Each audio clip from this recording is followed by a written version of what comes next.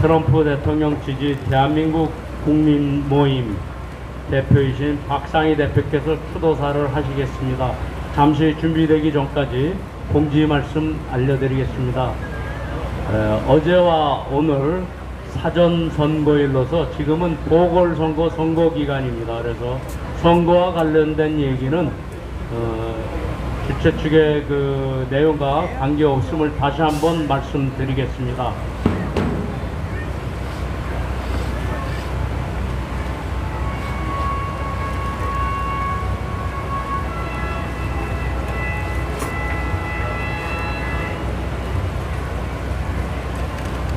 열공! 예, 저번에 신소월 목사님 추도식 때 제가 추도식을 낭송했고, 또 이번에 고 김재웅 대표의 추도사를 부탁을 받아서 제가 연단에 올랐습니다만, 저는 사실 추도사에 대해서 특별하게 먼저 연사분들께서 말씀하신 그 추도사 이상의 내용을 말씀드릴 것은 없습니다. 다만 2년 전에 바로 이때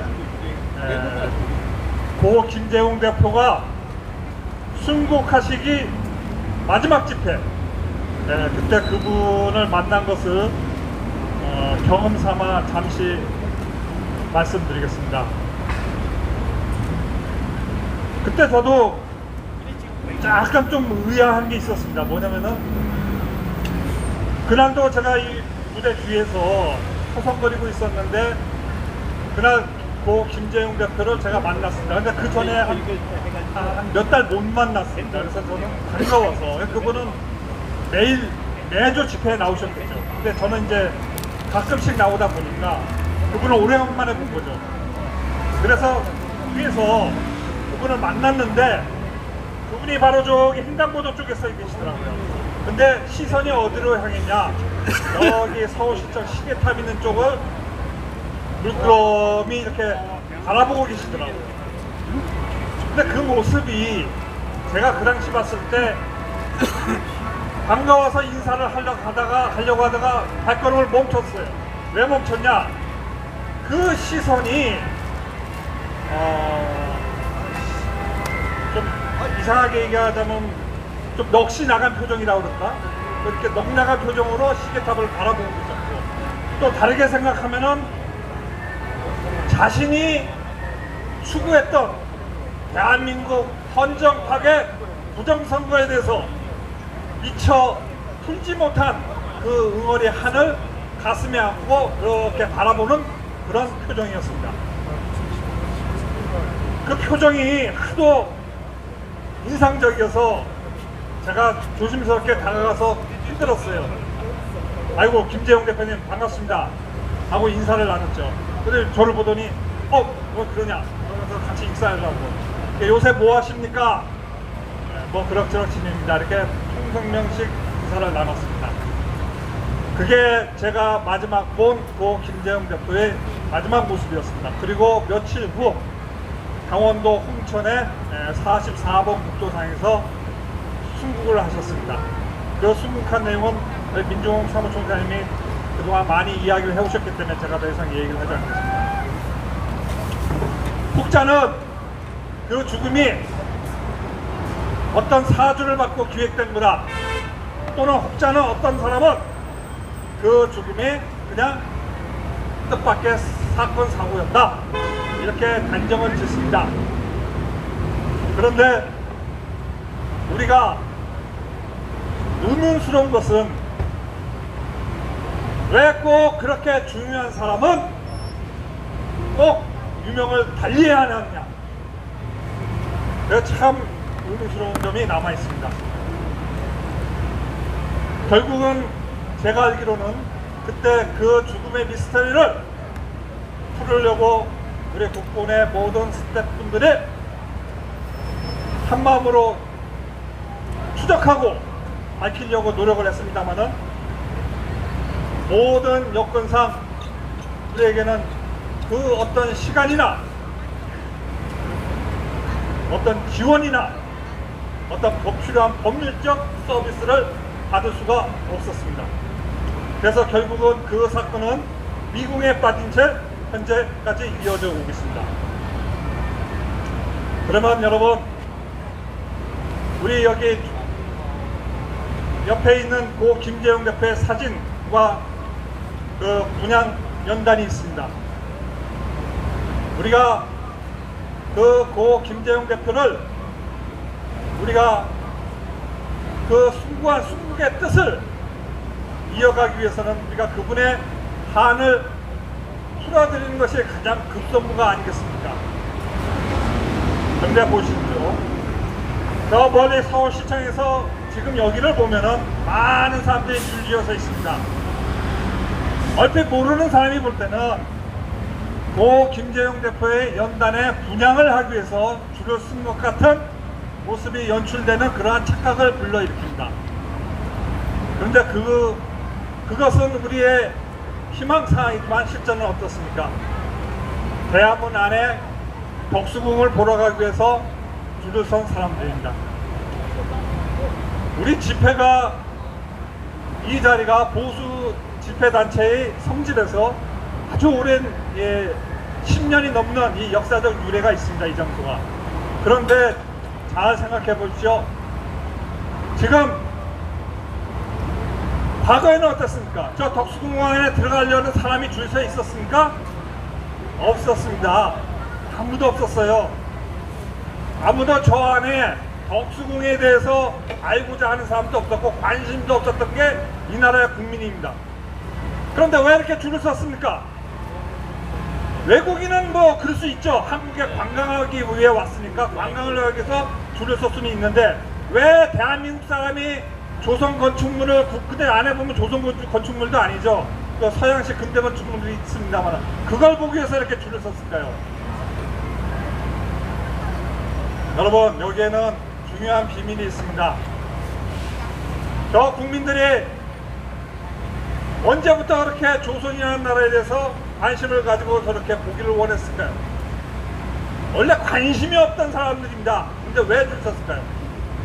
그것은 우리나라 좌익들이 TV나 영화를 통해서 이 조선이라는 나라를 아주 아름답게 그림으로 해서 그 조선에 대해서 아름다운 환상을 품고 이 자리에 와서 들어가려고, 그걸 보기 위해서 줄 서 있는 그러한 풍조입니다.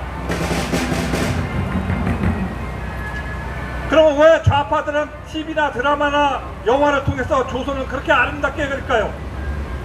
그들의 사고방식에는 이 대한민국이라는 나라는 머릿속에서, 국민들의 머릿속에서 싹 지우고 싶고, 오로지 조선왕조 500년 그것을 추앙하는 저 김씨왕조, 북한에 그것을 그때가 좋았다, 조선으로 돌아가자, 그러한 사고방식이 그들의 문화공작 소조에 의해서 그 역사 문화공작, 역사 미화 이런 것들의 문화를 통해서 그들이 수십 년 동안 문화 진지전을 해왔기 때문입니다.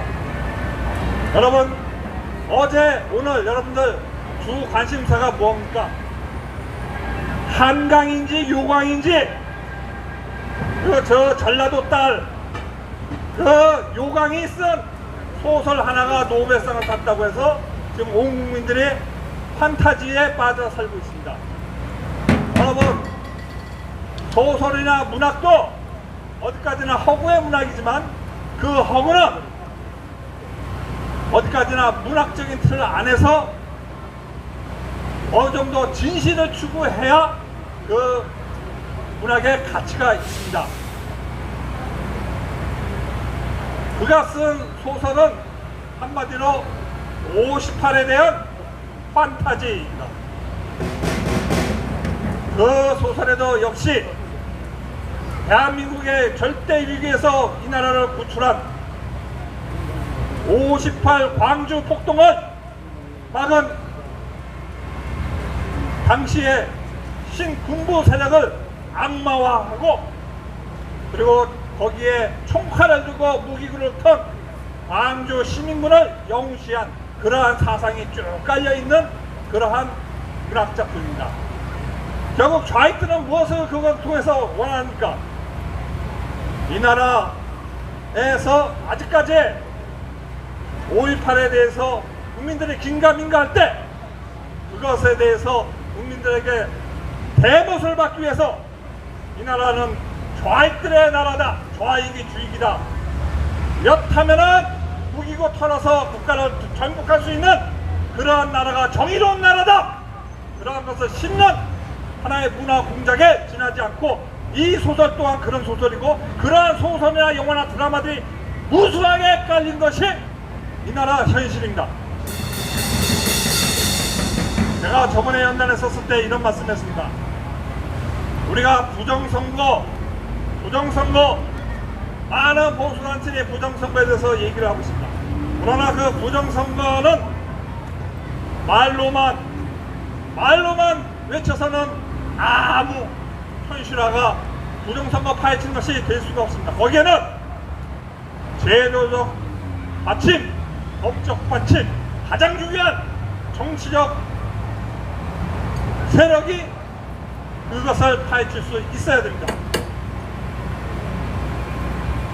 현재 부정선거를 밝히자는 우리 여러 보수단체들의 공통된 문제점이 하나 있습니다. 이 부정선거를 파헤치려면 부정선거를 통해서 이익을 본 단체가 있어야 되고, 부정선거를 통해서 피해를 본 단체가 있어야 됩니다. 그런데 이익을 본 단체는 많은데 피해를 본 단체는 정치 세력 중에는 없습니다. 여러분, 저기 광화문의 정강훈 세력도 부정선거를 밝히자고 얘기를 합니다. 근데 그들의 말은 아무리 들어봐도 이상해요. 결국은 뭐냐? 부정선거 밝혀서 그 부정선거에 피해를 봤다는 국민의힘당의 가슴에 배지를 하나 더 달아줘야 된다, 그딴 소리들을 하고 있습니다. 여러분, 국진당은 헌정 파괴 세력입니다. 그런 세력의 부정선거의 피해를 봐서 대한민국의 보수의 피해가 된 게 뭐가 있습니까? 그런데 정강훈 세력은 그걸 밝히자고 하면서 부정선거 타령을 하고 있습니다.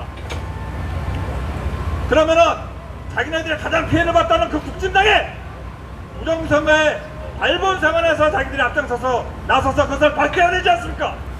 그런데 현실은 어떻습니까? 그 어느 누구하나 국진당에서 부정선거 밝혀야 된다 하는 작자가 없습니다. 그럼 정강훈 세력은 왜 그런 소리를 하느냐? 그게 언젠가는 나라가 정상화된다면 그게 다 큰 문제거리가 떠오르니까 그것을 자신들이 먼저 나서서 떠들고 외치면 결국 무엇입니까? 국진당이 피해봤다, 그거를 사전에 자기들이 이야기하고 있는 겁니다. 그런데 진정하게 국진당 알고 부정선거에 피해를 봤다, 대한민국이 헌정이 파괴됐다 하는 저희와 같은 이 단체는 그런 것이 아니죠.